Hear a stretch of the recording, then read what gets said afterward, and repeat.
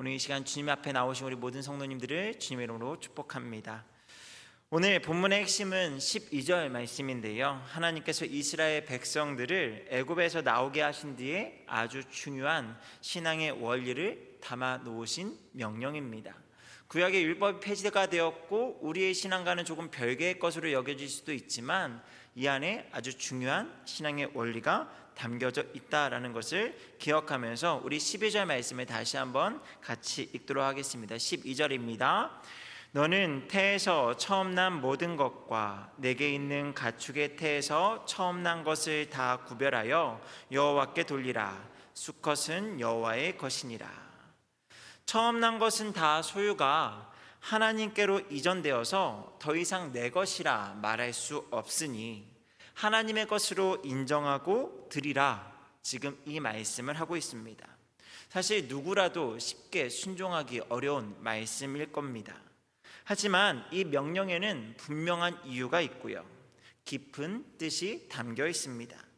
하나님께서 이스라엘을 애굽에서 나오게 하시고자 모세를 바로에게 보냈지만 바로는 쉽게 이스라엘 백성들을 놔주지 않습니다. 그러자 하나님께서 애굽에 재앙들을 내리시고요, 그것이 10번째가 되기까지, 그래서 마지막 10번째로 애굽 땅에 있는 모든 장자, 모든 가축의 처음 난 것들을 죽이시는 재앙을 내리게 됩니다. 이때 바로가 자기 첫째 아들의 죽는 모습을 보고서야 자신의 힘으로는 감당할 수 없는 하나님이다 인정을 하고요, 그래서 이스라엘 백성들을 그제서야 놔주게 됩니다. 이때 애굽에 내린 장자의 죽음은요, 애굽 땅에 있는 누구라도 결코 피할 수 없는 재앙이었습니다. 이스라엘 백성들도 마찬가지였는데요, 혈통만으로는 그 재앙을 피할 수가 없었습니다. 다만 하나님께서 그들에게 특별한 은혜를 먼저 내리셔서 어린 양의 피를 집안 문설주에 발라 놓는다면 그 재앙이 넘어갈 것이다, 그렇게 이미 은혜의 말씀을 주셨다라는 거죠. 그래서 그 말씀을 믿고 그대로 행한 사람들에게는 그 재앙이 피해가는 은혜가 내리게 되었습니다.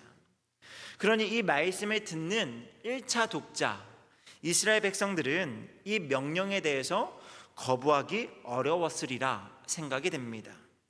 장자에 대하여 이미 죽은 목숨이었지만 하나님께서 은혜 가운데 살려주셨으니 하나님의 것이라고 인정할 수밖에 없는 그런 상황이 그들에게 닥치게 되었다라는 거죠. 하지만 이것도 오래 가기는 어렵습니다. 당장 재앙이 피해 갈 때는 감사였고 살려만 주신다면 마음껏 사용하십시오, 그렇게 고백할 수 있었겠지만 시간이 지나면 역시나 순종하기 어려운 명령이 될 수밖에 없을 겁니다. 왜요? 우리는 은혜를 쉽게 잊어버리는 존재이기 때문입니다.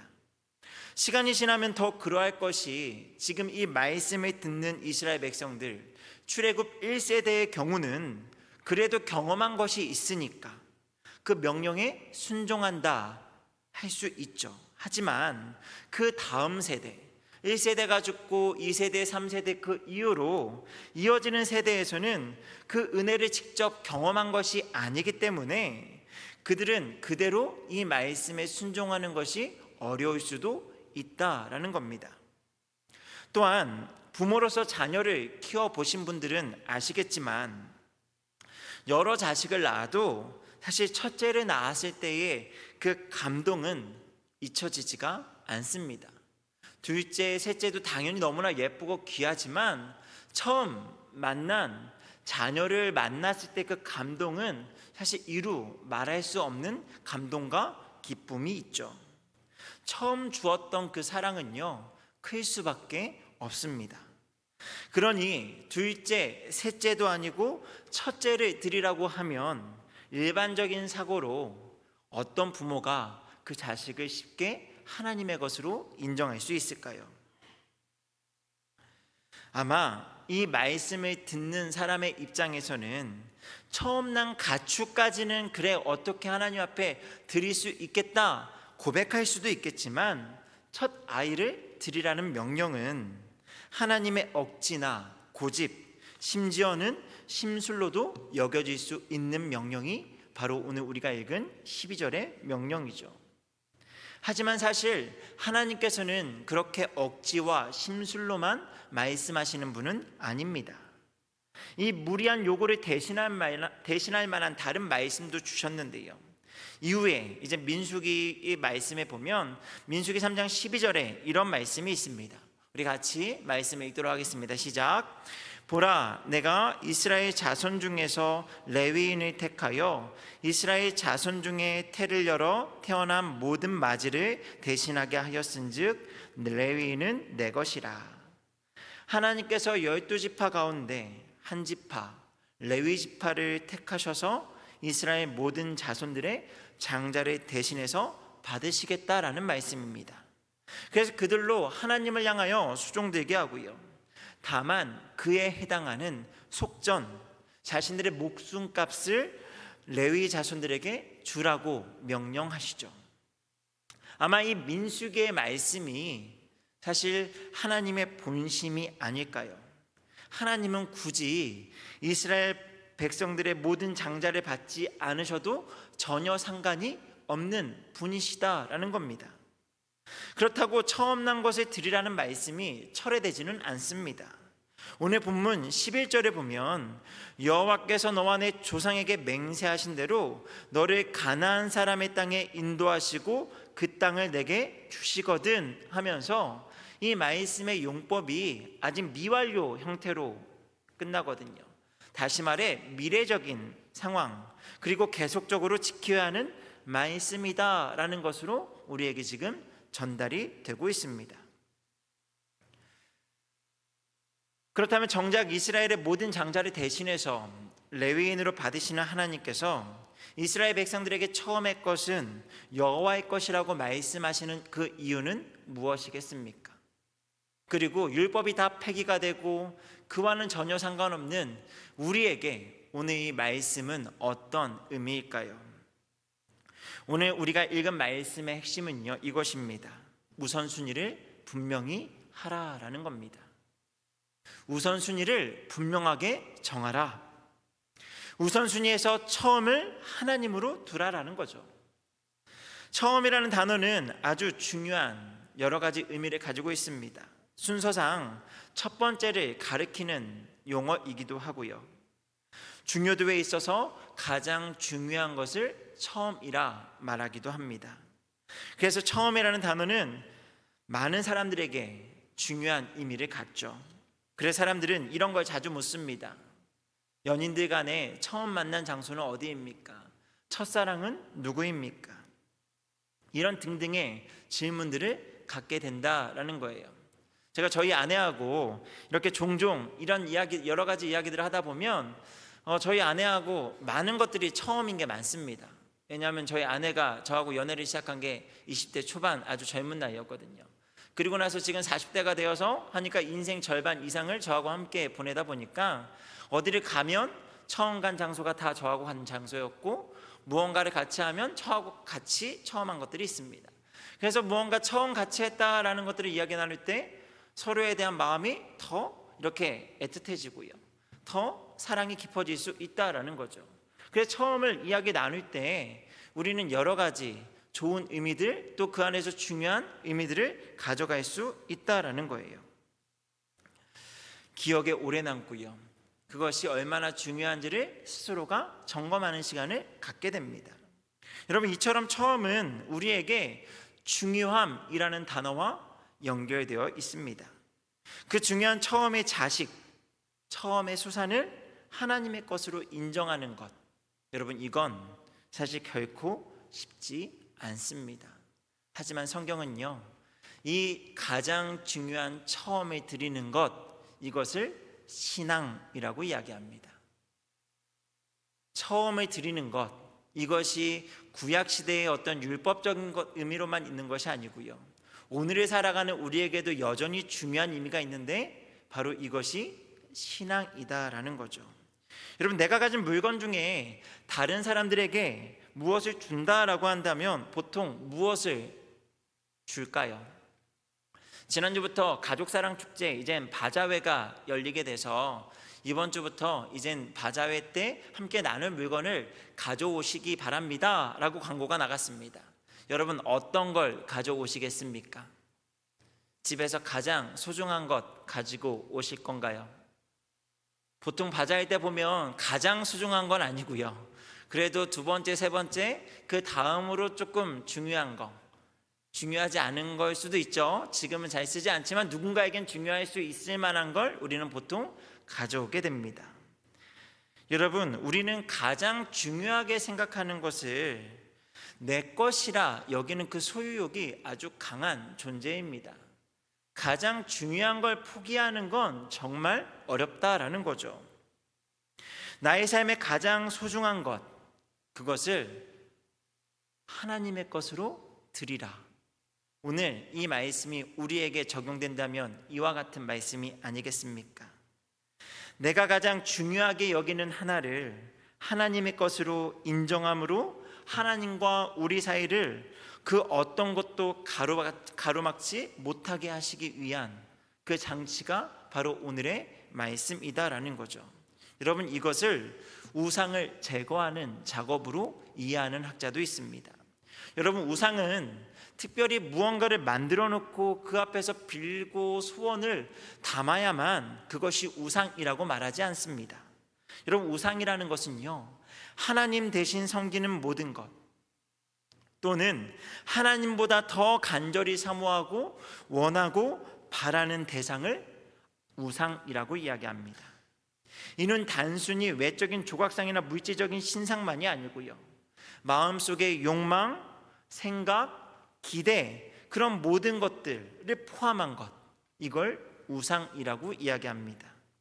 여러분, 하나님께서는요, 우리 안에 들어와 있는 이 우상을 밀어내기를 원하시고요, 1순위도 아니고 0순위로 계시길 원한다라는 거죠.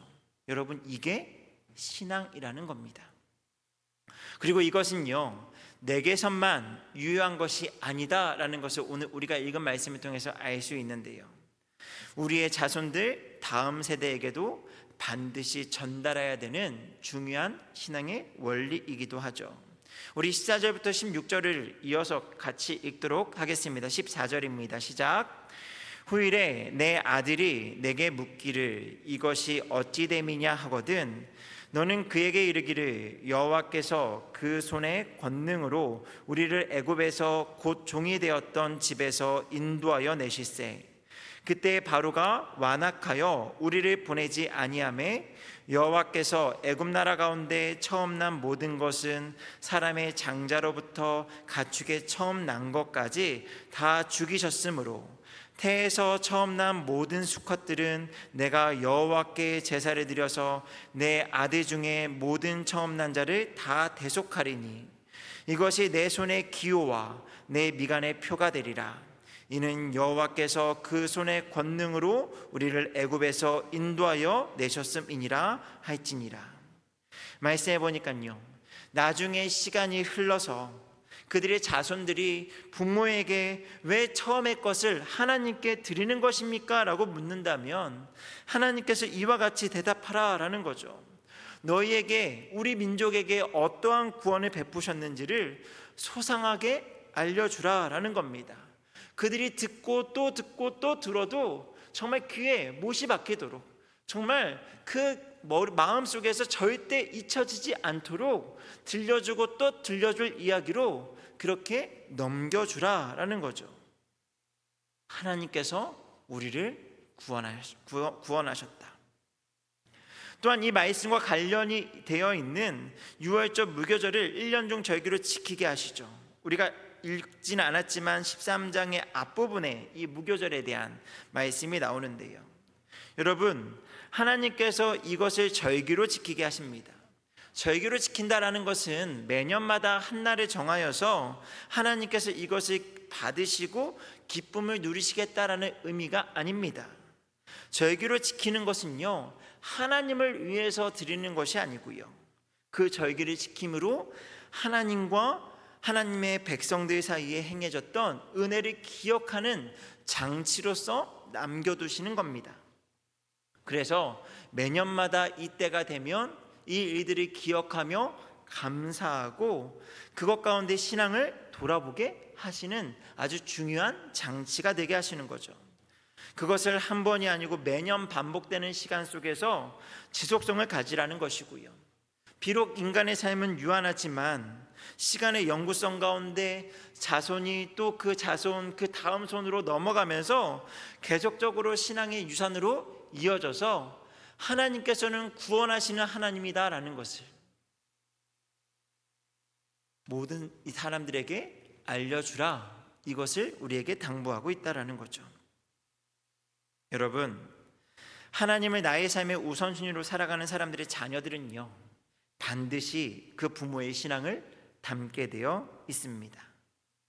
실제로 묻기도 하고요, 묻지는 않아도 그들의 눈으로 부모님의 신앙의 모습을 보고요, 스스로에게 많은 질문을 던지게 된다라는 거예요. 물론 모두가 다 그렇진 않고 때로는 정말 부모의 신앙과는 별개로 하나님의 은혜를 마음껏 누리는 지체들도 있고요, 아니면 부모님의 신앙이 정말 대단하지만 지금 현재는 부모님의 신앙을 닮지 못하는 지체들도 있을 수 있습니다. 그래도 대개 부모님의 그 신앙이 이렇게 바르게 전해지면 그 자녀들의 모습이 부모님의 신앙을 이어받아서 하나님을 바르게 섬기는 모습으로 나아갈 수 있다라는 거죠. 그리고 하나님이 더 이상 부모님의 하나님이 아니라 나를 구원하시는 살아계신 하나님으로 믿어지고요, 그 역사를 또 내 다음 세대에게 전해주는 사람이 될 수 있다라는 겁니다. 결국 우리가 우선순위를 하나님을 가장 소중한 자리로 모시고자 할 때 하나님의 은혜가 우리 안에서 신앙이 되고요, 그 신앙이 우리의 자손에게 이어지고 그 자손이 하나님으로 말미암아 복을 받게 되는 은혜가 임하게 되는 줄 믿습니다. 말씀 맺도록 하겠습니다. 우리 삶에 있어서 중요한 의미를 가지고 있는 처음의 주인을 누구로 돌리시겠습니까? 하나님을 제일 우선하여서 사랑하며 나의 삶의 어떠한 것도 하나님보다 앞서지 않는 그 바른 신앙 가운데 나아갈 수 있기를 소망합니다. 그래서 우리 마음의 중심, 우리의 처음에, 우리의 가장 소중한 그분이 하나님이심을 고백하며 믿음으로 나아갈 수 있는, 우리의 믿음을 다음 세대에게 고스란히 전해줄 수 있는 우리 모두가 되기를 주님의 이름으로 축복합니다. 우리 이 시간 같이 말씀을 기억하며 찬양하며 나아가기를 원합니다.